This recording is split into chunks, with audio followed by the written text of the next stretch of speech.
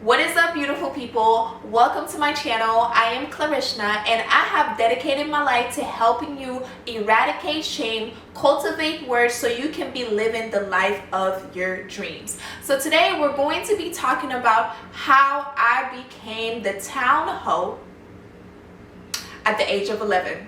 I know it sounds crazy. It was.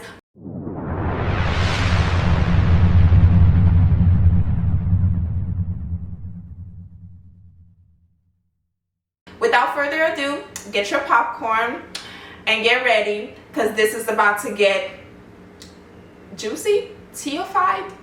We're just gonna be making up words, okay? So it all can make sense. We have to start from the beginning. Just as a background, I came to the United States at the age of 9. I came in September. My birthday was in October, so I came at 9 and turned 10 like the next month. However, prior to coming to the United States, I remember specifically my mom telling me, don't let your dad send you back. And this was a fear of hers, just because she wanted me to come over here for better educational opportunities, and so that I could kind of like transcend the poverty that was within our country. And she didn't want me to do something and have my dad send me back, because it would mean that he basically have washed his hands with me and he's not going to take care of me anymore. And because I know how dependent my mom was on my dad helping her financially, when she said that to me, it really stuck in my head, because I kind of put it in my head that if my dad were to send me back to Haiti, that my mom's love for me would cease to exist, because then she would be struggling to take care of me again without my dad's assistance. So now that we have that in the way, when I first came to the United States, I was never a child that got into trouble like that. The only trouble that I've ever gotten into up to this point, honestly, was fighting in school. It wasn't because I was necessarily a bully or anything like that. It's just, for some reason, it felt like girls did not like me. I was a loner and I was really to myself all the time, and because of that, they felt like I was being stuck up, when I just was a person that just wasn't in people's basu moon. I wasn't in people's business like that. So I was really to myself, but they took it as me being stuck up, and because of that, people would literally have issues with me for reasons that I didn't know, because I didn't really talk to nobody. I really stayed to myself. I was all about my schooling and getting my stuff done, because I actually enjoyed school. Not only that, I was dotting my I's and crossing my T's and doing everything possible so I can make sure that I do not get in trouble with my dad and my stepmom, because again, I don't want to be sent back to Haiti. However, I was getting in trouble in school because I was fighting. And even though I was trying to explain to my father and the people in the household where I live that it was because girls didn't like me, I didn't really understand why. I wasn't doing anything to actually make them want to fight me. They did not believe me. For some reason, my father made it up in his head that I was getting into fights at school because I was fighting over boys. What is interesting about that is I never really had an interest in boys. At that time, I didn't have an interest in boys at all, because I'm more of a pansexual. So it really did not make sense, but he wasn't listening, and he was very adamant about the way that he thought things were going. So there was no way of convincing him otherwise. However, I needed to figure out a way to stop getting in trouble in school, because every single time I got into trouble in school, it felt like my dad was just getting closer and closer to like that thing that broke the camel's back. And I really did not want to get in trouble, and every single time he would always threaten to just send me back to my mom, which was one of those things that I was trying to keep from happening. Since I realized that my dad was not listening to me, and he really did not care about my explanation or the real reason as to why I was getting into fights, I was trying to figure out a way. Since it wasn't working on his side, I was trying to figure out a way to handle it on my side, because I needed to find a solution. I needed to not be getting in trouble. I needed my stepmom to not be yelling at me. I needed to not be getting hit at home because I was being abused. At the time, I didn't realize it was abuse, but I was being abused as a result. Like, they were looking for reasons to beat me. And me fighting in school was giving them a reason to beat me. And since I couldn't convince them that the girls at school just did not like me, or the people at school did not like me, I figured that I would figure out a way to make it so that the children at school didn't want to fight me, so that I wouldn't get in trouble at school, therefore not get in trouble at home. Because if I can fix that one issue at school, the other stuff at home, I felt like I could fix it because they wanted me to clean the house and stuff like that. Like, I could do it.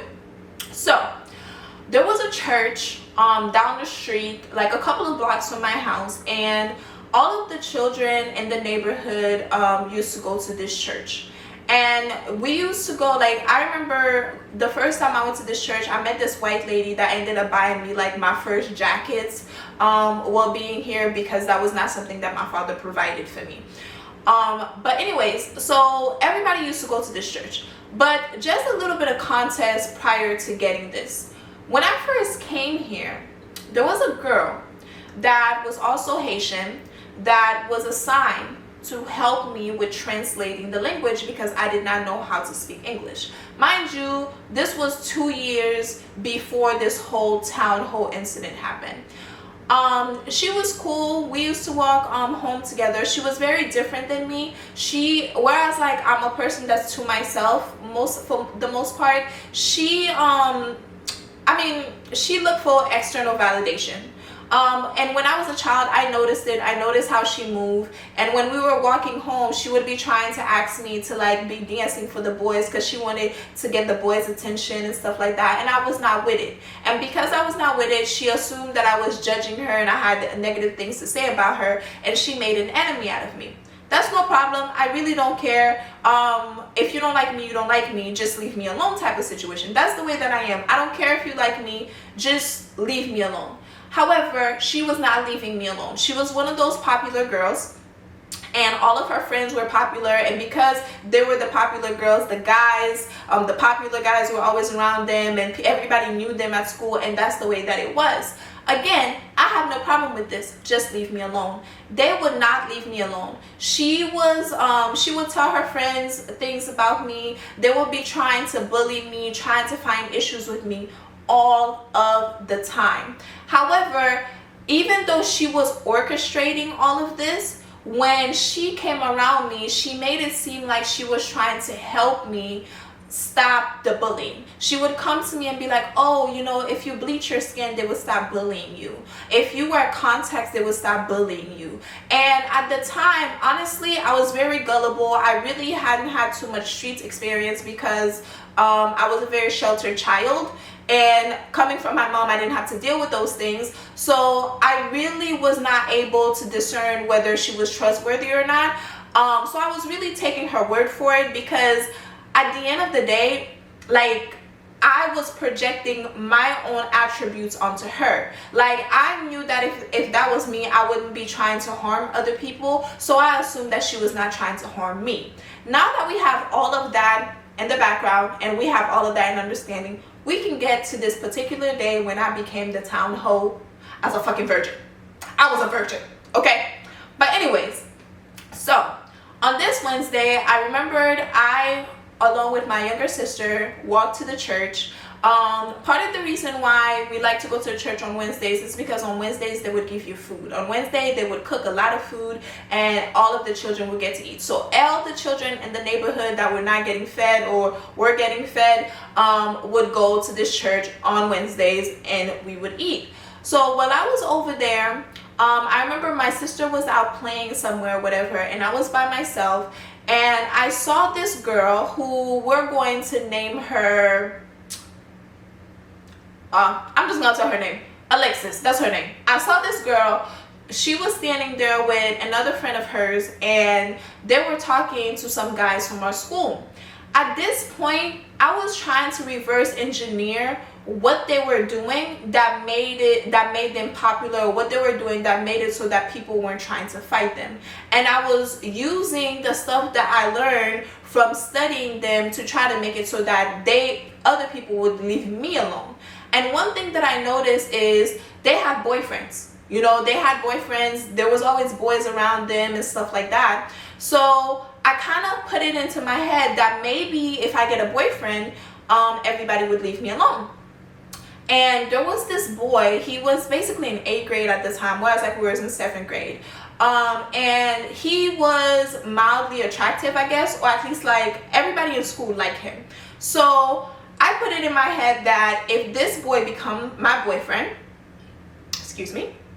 if this boy become my boyfriend, I'm basically going to be popular by association, and because of that, people are not going to mess with me because nobody mess with him and everybody have all this respect for him, right? So I had that in my head, but nobody knew about this. The only person, I don't know why I let it slip and told Alexis that I like this boy. Not that I really did. I was just trying to figure out how to come together so that this boy can help me, so these people can stop messing with me at school, so I won't have to keep whooping their butt and I can stop getting in trouble at home. But let it slip that I like this boy. So on this particular day, Alexis and her friend is out, and I see them having conversations with Romel and his friends. Oh yeah, that was his name. Romel and his friends on some bikes. So I see them, however, they're not my friends, they're not people that I hang out with, so I still stay to myself in the corner. And while I was standing there, I remember Alexis came to me and she was like, oh, come over here, they want to talk to you, whatever. And I walked over innocently, okay, what's up, whatever. And Alexis was like, oh, Romel said, I told Romel that you like him, and he said he'll be your boyfriend, but you have to do something first. I was like, okay, when I heard that, I got hyped, because I'm like, okay, my plan is working. If he becomes my boyfriend, everybody's gonna leave me alone. So I was like, okay, what do I have to do? She was like, you have to give him head. Here's the thing about this that is really messed up. It's the fact that I only had been in the States for 2 years. So even though I had learned to speak English, I had learned to speak English in a school environment, and it wasn't that my home environment everybody spoke English. So a lot of the slangs that was being used amongst my peers, I did not know. So her saying that I had to give him head, and not only that, I wasn't sexually active, I wasn't sexually curious or anything like that. I wasn't experimenting with anything. So I didn't really come around slangs that were of a sexual nature at all. So when she said I had to give him head, I did not even know what that was. However, I assumed the best just because I was like, oh, she's bringing this up to me. She's a Haitian girl just like me. I would not, why would she tell me something? Why would she tell me to do something that she wouldn't do? Basically, why would she tell me to do something she wouldn't do? So when they said I had to give him head first, I was like, okay. Just like that. Based on my response, Stevie Wonder could tell I did not know what I was getting myself into. Could tell I did not know the meaning of what I had agreed to. And what's crazy is these girls knew what it was, and they were just, I don't know, evil or vindictive and did not care. So when I said okay, I remember his friends left, everybody acted like it was normal. His friends left, and the girls walked away or whatever, and he was like, oh, we gotta go to the back of this store that was basically right across the street from the church to do it. I was like, okay. Again, I still don't know what it is that I've agreed to. I just know by doing this boy is going to become my boyfriend. By him becoming my boyfriend, it's going to make it so that I'm not being bullied at school. And if I'm not being bullied at school, I have no reason to be getting into fights. And if I'm not getting into fights, that means that there's no reason for my dad to be getting upset at me, for him to be beating me, or for him to have the desire to send me to Haiti. That's the way that I had processed the whole entire thing. I go in the back of the store with him, and as we walk into the back of the store, I can hear people like running, trying to hide. You know, even though the girls had acted like they went away, they wanted to see the show. To them, it was funny, it was entertaining, and they wanted to see what was going to happen, and they wanted to be there or whatever. So they were running, hiding in bushes, trying to see what was going to happen. And still, I don't really know what is going to happen. When we go in the back of the store, he proceeded to start taking off his pants, and I was just like, what are we doing? Like, what is this? Like, what is happening right now? When he told me what I had to do or what I agreed to, I specifically looked at this man in his face, and I was like, or this boy, I was like, I can't do that. I'm gonna throw up. Like, it goes to show how naive I was at that time. Because I was just like, I can't do that, you know, I'm going to throw up. And that's legit how I said it, same tone, everything. And he was like, oh, it's okay, you know, whatever. He pulled back up his pants, and then he got on his bike, he left. That was the end of that. That was the last time I've ever spoken to that boy. That was the end of that. I walked out from the bush, or from the area where we were at. I went and ate my food, and then I went back. I went to like Bible study. While we are in Bible study, all the children in Bible study are looking at me a certain type of way. They're looking at me a certain type of way. They're shwishwing, you know, talking, you know, whatever. Me, I'm smiling because I'm not really understanding what's happening. Like, in my head, I'm thinking that, okay, maybe they're talking about the fact that he's my boyfriend now, you know. Even though I didn't do what I had agreed to do, due to the fact that he did not get mad at the fact that I didn't want to do it, I thought, okay, we still good. He's still my boyfriend, we straight, and now I fixed this issue, you know, whatever. So church ends on that Wednesday. I go home, I go to sleep, everything is fine. Like, I'm over here thinking that all my troubles are done. I don't have to deal with these things no more, right? So I go to school the next day, and the minute that I stepped on campus, the minute that I step a foot in school, this girl want to fight me. This girl want to fight me. She used to be a friend of mine, or she used to be somebody that was nice to me, but she now wants to fight me because she's mad at the fact that I gave her cousin head. I was like, I didn't do it. She was still not believing me. I was trying to explain to her, I didn't do it, you know, whatever. She was not believing me. She was coming into my face, mushing me, just doing all type of stuff as I was trying to explain to her that that was not what happened.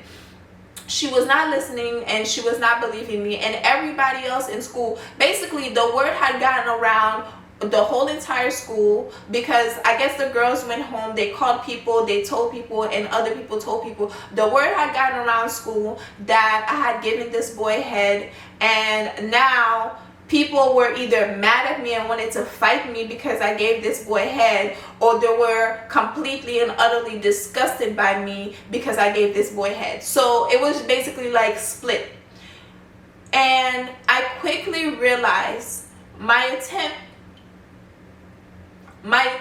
at fixing something and trying to assure my own safety backfired. I quickly realized that, because she ended up fighting me that day. She fought me, she hit me, you know, whatever. Like, I fought her back.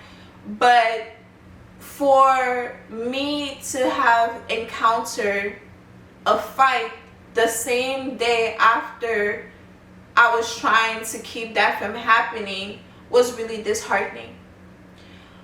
I didn't really have any friends.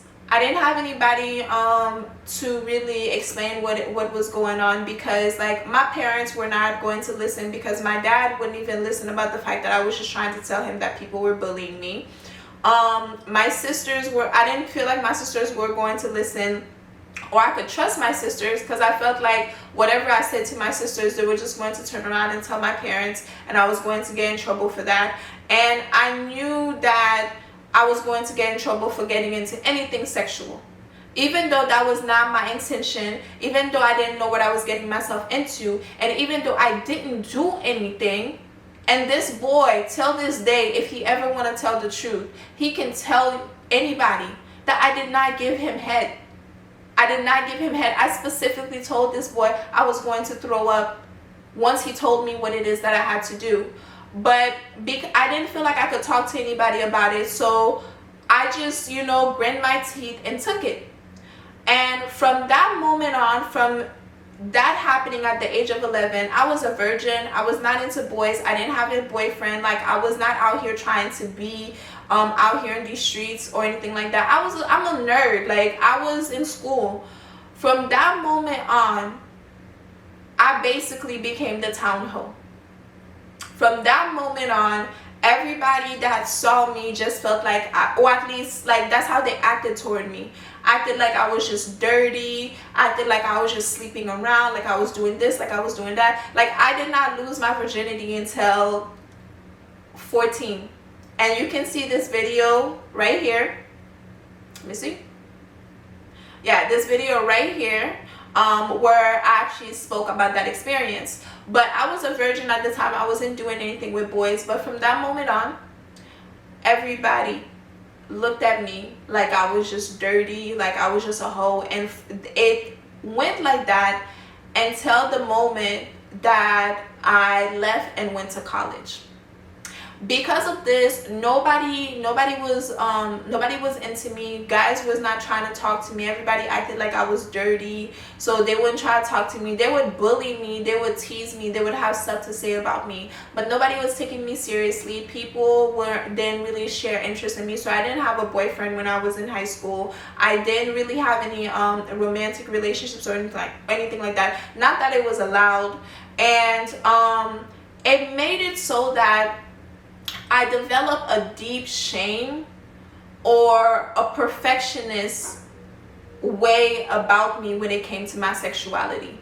Because everybody thought I was a hoe, I basically ended up making it my goal and my work to prove to them that I'm not a hoe. So I would literally deny and shun any aspect of me that I felt like was hoish. If I dance a certain way, I wouldn't dance that way anymore because that's hoish. If a guy was trying to have a conversation with me and be friends with me in school, like one of the nerds dudes was trying to be friends with me, I would not talk to them because I felt like just by me talking to a boy, people were going to assume that I'm talking to them. That was the beginning stages of this. This grew to me not even being able to do certain things in college, which is something that I'm going to touch upon in the next video. In the next video, I'm going to talk to you about how this initial wound that was never grieved and fully processed, because I never really got the chance to speak to anybody about it. Nobody listened to me. I never had any support, anybody to guide me through dealing with those things. It basically was just a wound with scar tissue. It didn't heal. So it literally was triggered when I got to college, which is something we're going to touch upon in the next video. We're going to talk about where I'm going to be sharing with you how it was triggered, what happened when it was triggered, and then to the final part of how I actually healed that aspect of me. As you can see, it is something that's still very emotional for me, because it's something that caused me pain for a very, very long time. So it doesn't mean that I have not been healing that. I have healed that, and it's still healing from that. But healing is not just a destination, it is a journey. So as I go back and live through it again, I still have things that I have to process. I still have tears that I have to shed for that aspect of myself, for that version of myself. So Thank you so much for listening. Thank you so much for watching this video. I will see you in my next video where I will be talking about how this all was triggered. If you have any questions, any comments, want to get into the conversation, go ahead and just comment down below. Okay? Have a wonderful, wonderful day.